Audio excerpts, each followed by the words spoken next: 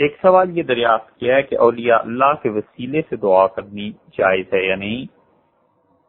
گزارش یہ ہے کہ بر صغیر پاک و ہند میں کون سا طبقہ ایسا ہے جس کے اکابر اور جس کے بزرگ اور جس طبقے کے مشائخ اللہ تعالیٰ سے اولیاء کرام رحمہم اللہ کے وسیلے اور واسطے سے دعا نہیں مانگتے رہے؟ سبھی اس بات کے قائل تھے، اب تک سب اس کے قائل ہیں۔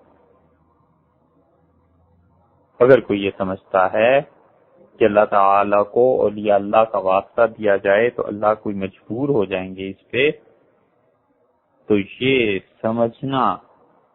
اور خدا نہ خواستہ یہ عقیدہ ہو تو یہ عقیدہ کفر ہے، اس لیے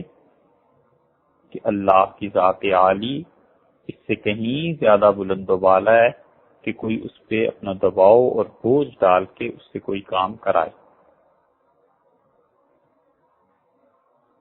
اور اگر کوئی آدمی اولیاء اللہ کے ان اعمال کو دیکھتا ہے جو اعمال انہوں نے اللہ کے لیے انجام دیے، تو در حقیقت یہ توسل بھی اعمال ہی کا توسل بن جاتا ہے، اگرچہ دیکھنے میں ایک شخصیت کا ہے،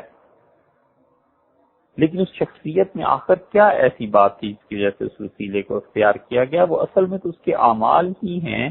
جو اس شخصیت میں وزن پیدا کر رہے ہیں، اس لیے اس کے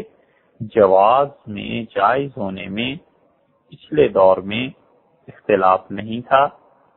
اور کوئی بھی اسے ناجائز نہیں کہتا۔